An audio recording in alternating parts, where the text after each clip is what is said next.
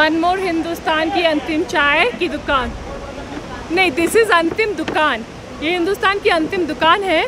तो ये है हिंदुस्तान की अंतिम दुकान, और जो हमने वहाँ देखा था वेद पोथी के पास, वो है हिंदुस्तान की अंतिम चाय की दुकान। ओके, आज हम हैं भारत के आखिरी गांव माणा में, जिसे पहले मणिभद्रपुरी के नाम से भी जाना जाता था। इस वीडियो में मैं आपको यह बताऊंगी कि यह गांव कहाँ स्थित है, यहाँ कब आना उचित है, और यहाँ पे कौन कौन सी ऐसी जगह हैं जिसको आप देख सकते हैं, और इसकी पौराणिक कथाएं क्या क्या है। यहाँ से फिर चाइना का बॉर्डर। तो माणा गांव जो है वो करीब 10,200 feet above the sea level है, यानी कि 10,133 फीट समुद्र तल के ऊपर। और ये देखिए, ये बहुत ही खूबसूरत है, बहुत ही सीनिक ब्यूटी है। हिमालय की पहाड़ियों के बीच बसा ये गांव बहुत बहुत बहुत ही खूबसूरत है।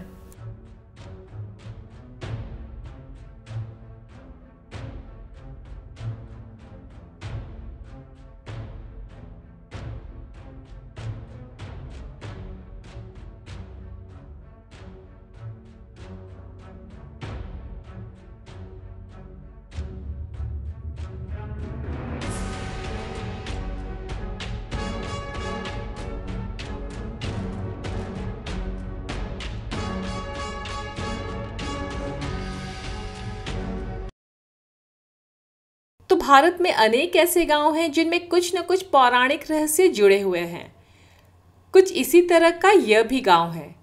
यह पवित्र बद्रीनाथ से करीब 4 किलोमीटर की दूरी पर स्थित है, जो चीन की सीमा से लगा हुआ है। इस गांव का रिश्ता महाभारत काल से भी जुड़ा हुआ है और भगवान गणेश से भी।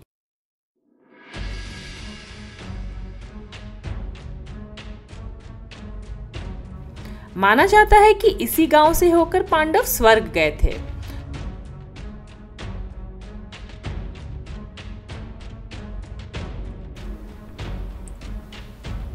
यह गांव हिमालय के पहाड़ियों से घिरा हुआ बहुत ही खूबसूरत सा गांव है, और अब यहाँ तक पहुंचने के लिए तो पक्की सड़कें भी बन गई हैं, और इसलिए पर्यटकों के बीच में यह आकर्षण का केंद्र है।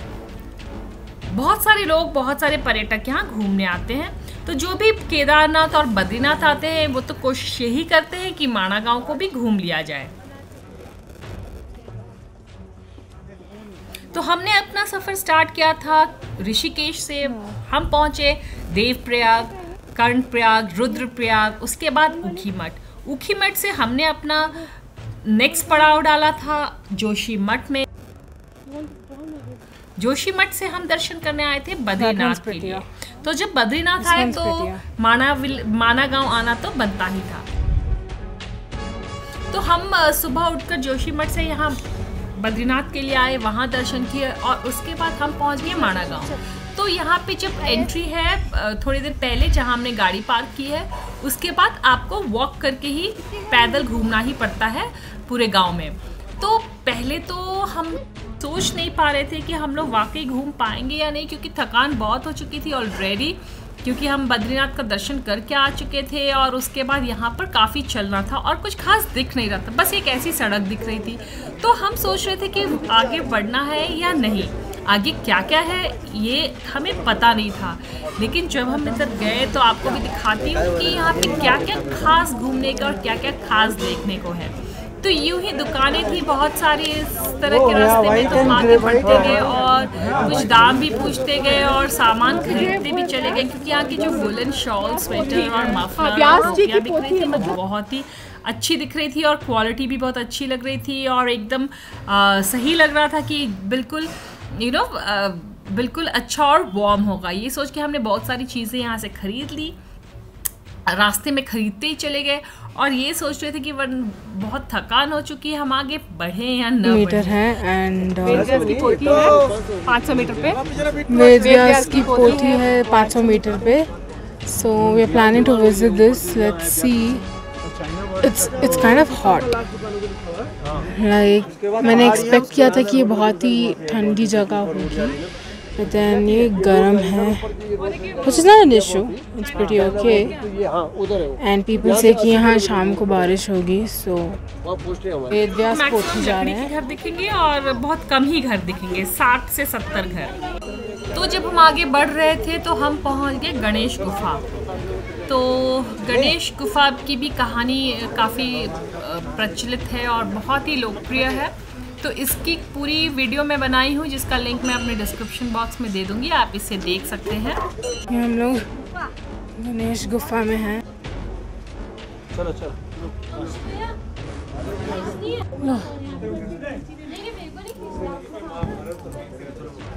तो ये है गणेश गुफा, जहाँ पे हुई थी महाभारत और वेद की रचना।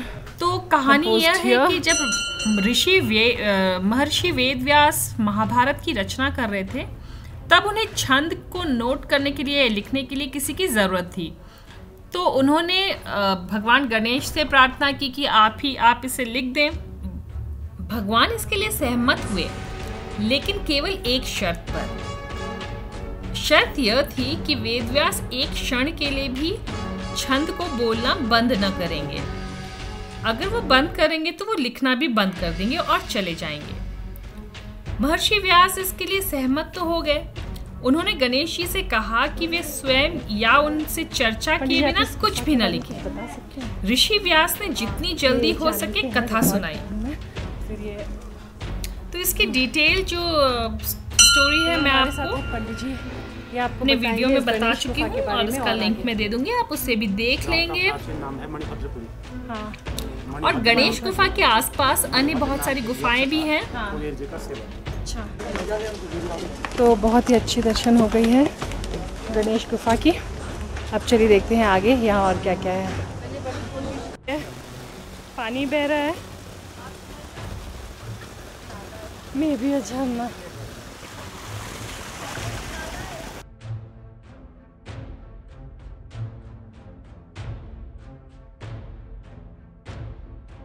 क्योंकि माणा विलेज 10,000 फीट ऊपर है सी लेवल से, इसलिए यहाँ थकान बहुत हो रही थी और हाफ बहुत रहे थे हम।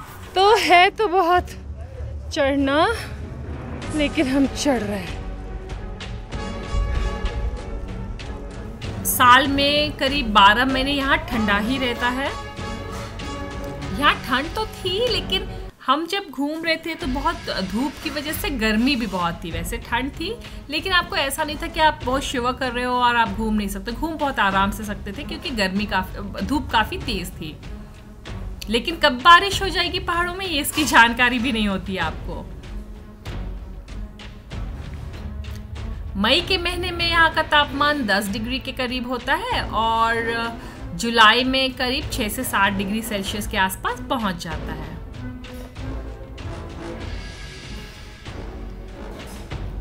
और जब भी आप माना गांव के लिए यात्रा शुरू करें तो आप बद्रीनाथ में ही भोजन कर लें, क्योंकि यहाँ पे आपको खाने की व्यवस्था कुछ ज़्यादा नहीं दिखती है।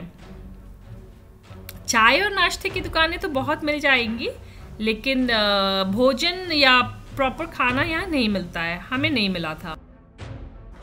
तो हम चढ़ रहे हैं ये चढ़ाई, जो बहुत ही टायरिंग है। वैसे अगर आप ये देखें कि डिग्री ऑफ क्लाइंबिंग क्या है, तो एक्चुअली तो ये बहुत इजी क्लाइंब है, but the sun is strong, though it's not so hot. ठंडी लग रही है, मतलब ठीक ठाक लग रहा है, but it's fun. At the end of the day when you reach there, everything is worth it. Everything is worth it. कहाँ से हम वहाँ से चलते हुए आए हैं। It is tiring. 10,000 फीट ऊंचाई पे होने की वजह से यहाँ ऑक्सीजन में कमी लग रही थी और हमें थकान बहुत महसूस हो रही थी। भारतीय स्टेट बैंक, अपना माना गांव, सीमा की अंतिम चाय की दुकान।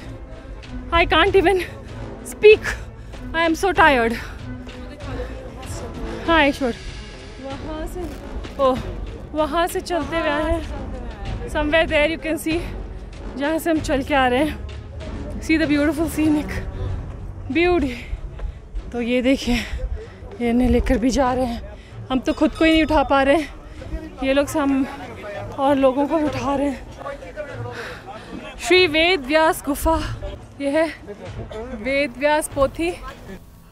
तो हम जब गणेश गुफा का दर्शन करके पंडित जी से सारी कहानी सुनी हमने। पंडित जी यहाँ थे जो उन्होंने हमें वेद व्यास और माणा गांव के बारे में काफ़ी कहानियाँ बताई, स्टोरीज बताई, सारी पौराणिक कथाएं बताई इसके बारे में, जिसका मैंने डिटेल वीडियो बनाया है और उसका लिंक मैं दे दूंगी डिस्क्रिप्शन बॉक्स में, आप उसे भी देख सकते हैं।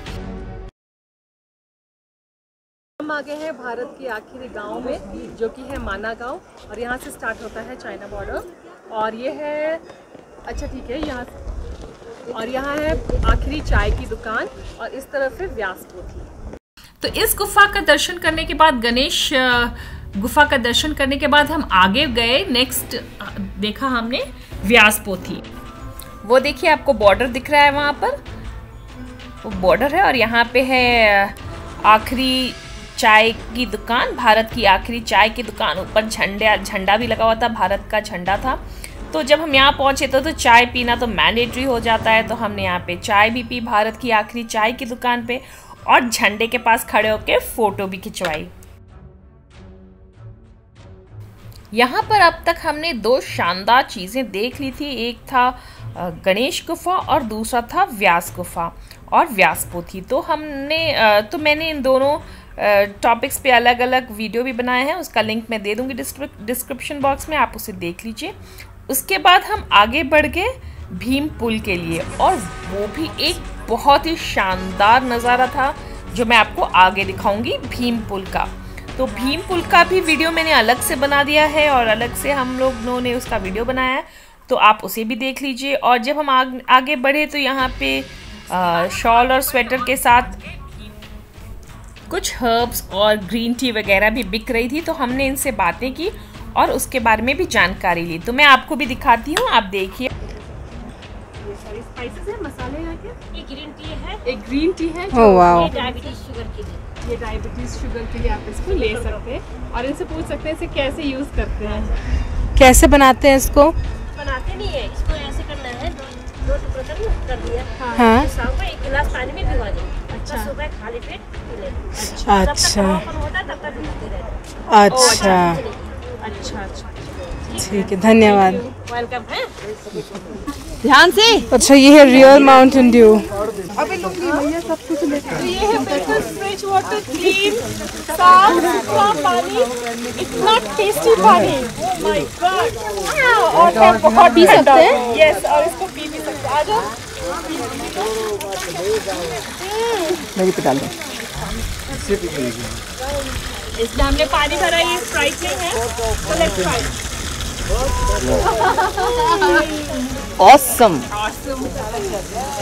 Very good, thank you.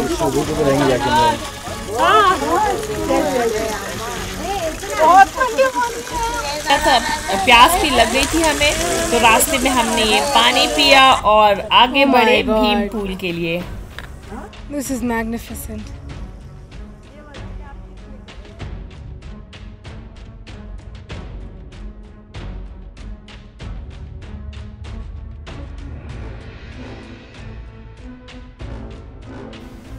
और बद्रीनाथ में तो आपको बहुत सारे शाकाहारी होटल और रेस्टोरेंट्स मिल जाएंगे, वहाँ आप खाना खा सकते हैं आराम से। और माना गांव में आप चाय और नाश्ते का लुत्फ उठा सकते हैं। तो बद्रीनाथ से मैंने आपको दिखाया था नीलकंठ चोटी, जो समुद्र तल से 6,597 फीट की ऊंचाई पर स्थित है। और नीलकंठ चोटी माना गांव के प्रमुख आकर्षणों में से एक है, और इसे आप गढ़वाल की रानी के रूप में भी जानी जाती है।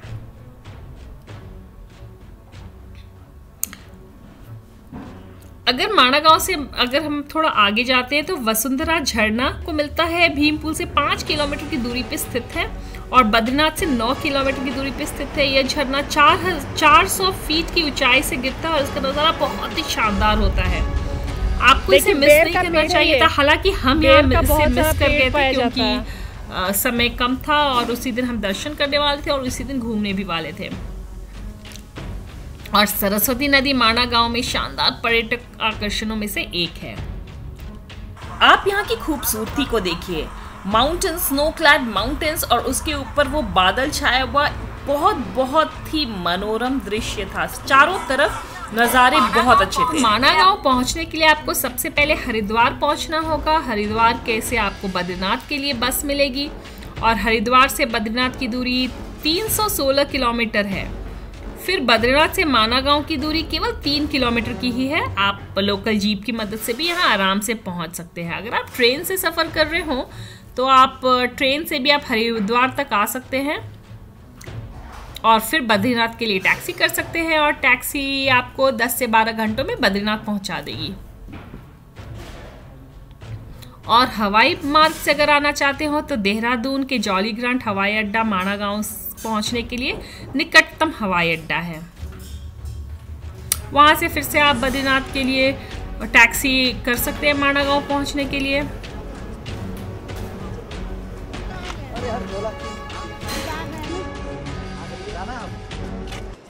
उसके बाद हम आगे बढ़े और पहुंच गए भीम पुल। तो यहाँ पर 2 पत्थरों या 2 चट्टानों को खींचकर यह पुल बनाया था महाबली भीम ने।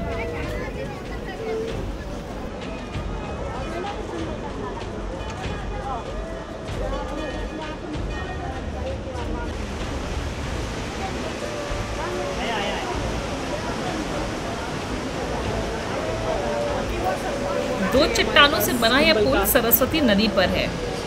इसका नाम भीम पुल रखा गया है क्योंकि इसे मान्यता यह है कि इसे भीम ने बनाया था।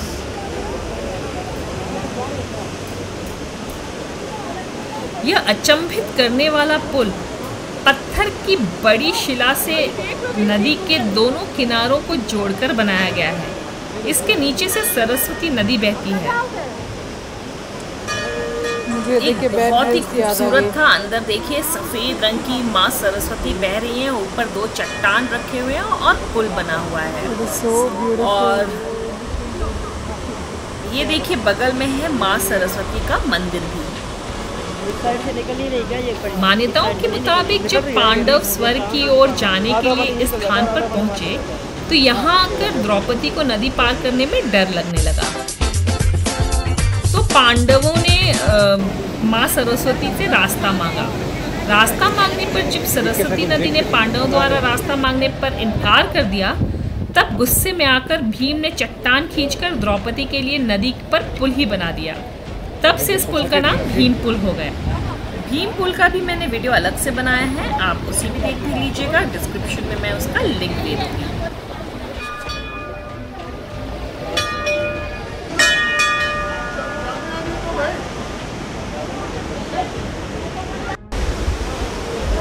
बहुत ही खूबसूरत नज़ारे थे और सरस्वती बह रही थी बहुत ही शोर से और बहुत ही रफ्तार से। और यहीं से वो पाताल लोक की तरफ चली जाती हैं और अंदर चली जाती हैं और फिर निकलती हैं प्रयाग में।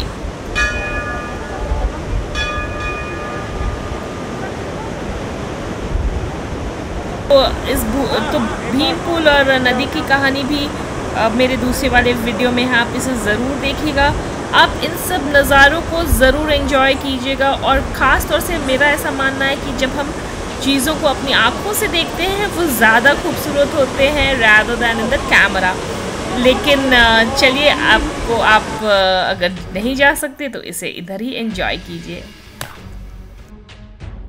बात यह है कि हम माता सरस्वती को वाइट कलर से रिमूव करते हैं। वाइट कलर करते हैं एंड वेरी वंडरफुल। ये पानी का पूरा कलर भी वाइट है। वहाँ से लेकर पूरा इस मना विलेज तक आए हैं and we have always notice white colour water except the Prayag. तो आप देख सकते हैं कि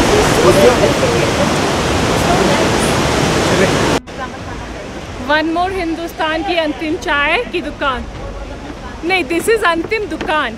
ये हिंदुस्तान की अंतिम दुकान है। तो ये है हिंदुस्तान की अंतिम दुकान। और जो हमने वहाँ देखा था वेद पोथी के पास, वो है हिंदुस्तान की अंतिम चाय की दुकान। ओके, इस तरह से हमने कंप्लीट माना विलेज देख लिया, जिसमें हमने देखा गणेश गुफा, वेद व्यास पोथी और भीम पुल।